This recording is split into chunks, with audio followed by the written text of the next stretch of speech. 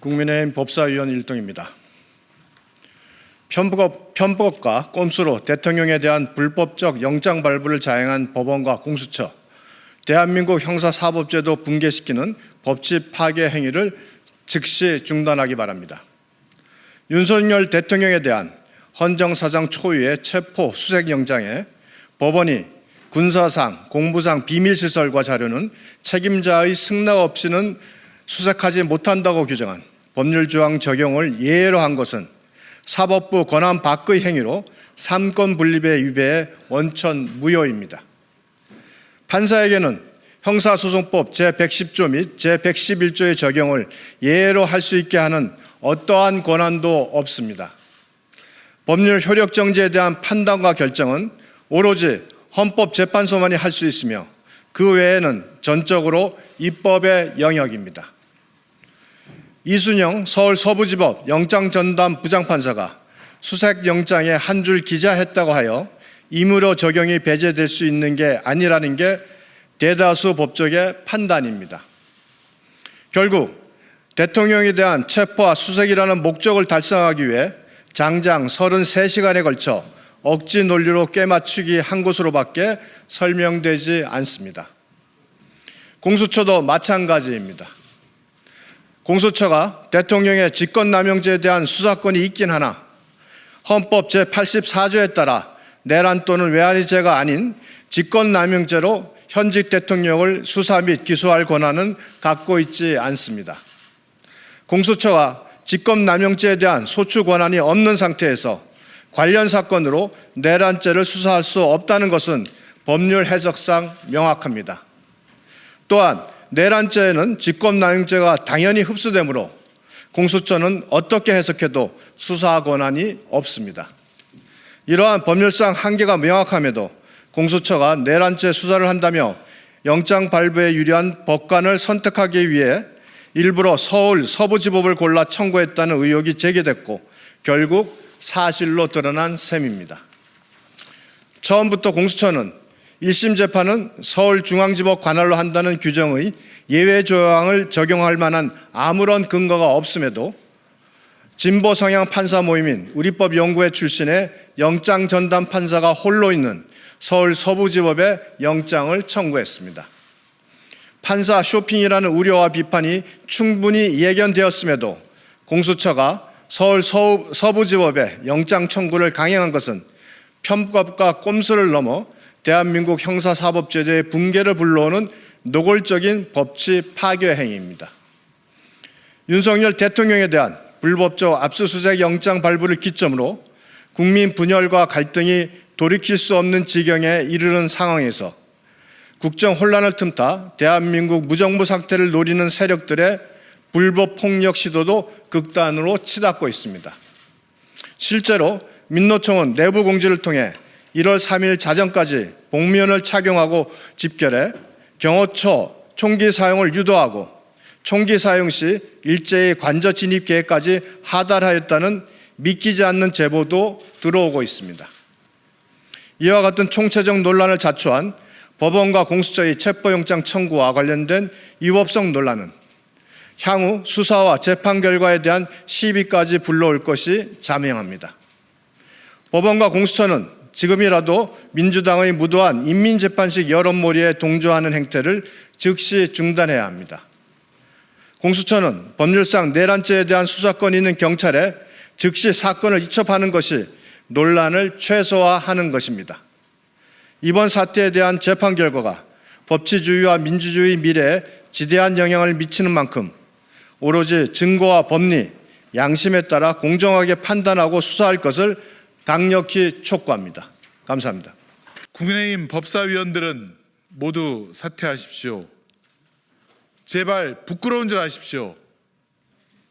지난 12월 3일 국민의 평온을 깨고 내란을 일으켜 반국가 범죄를 일으킨 정부와 이를 비호하고 있는 여당이 윤석열 내란 옹호 성명서를 낼 수 있음에 경악을 금치 못하겠습니다. 관저 앞 자신의 지지자에게 메시지를 보내 반국가 범죄를 선동하는 윤석열과 한치도 다르지 않은 성명서입니다. 국민을 위해 봉사하겠다는 공직자로서 일말의 부끄러움도 없습니까? 반박하는 것 자체가 의미 없는 일 같지만 그럼에도 불구하고 하나하나 반박해 드리겠습니다. 첫째, 공수처가 대통령에 대해 수사권이 없다는 주장은 터무니없는 주장입니다.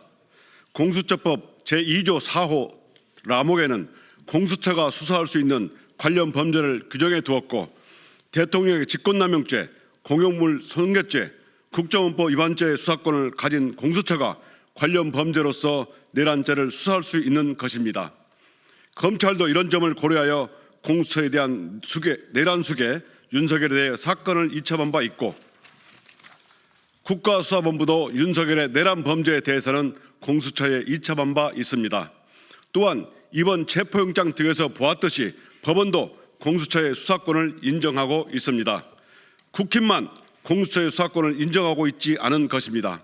그저 수사가 받기 싫다는 의사표시에 불과합니다. 둘째, 이번 체포영장은 내란 피의자 윤석열이 3회에 걸친 소환 요구에 불응하였기 때문에 발부된 것입니다. 체포를 하려면 윤석열이 어디에 있는지 찾아야 합니다. 윤석열을 찾는 행위를 하기 위한 수색영장을 발부받은 것이고 이는 체포하기 위한 당연한 수순입니다. 이러한 체포영장 발부에 대해 국민의힘 법사위원들은 영장을 발부한 판사를 겁박하고 사법기능을 마비시키고 있습니다. 윤석열 내란 피의자가 계엄을 선포하며 판사를 겁박하고 사법기능을 마비시킨다고 하더니 그 자들이 국민의힘 법사위원들인지 묻지 않을 수 없습니다. 셋째, 공수처가 영장 쇼핑을 한다는 근거 없는 비난과 관련입니다.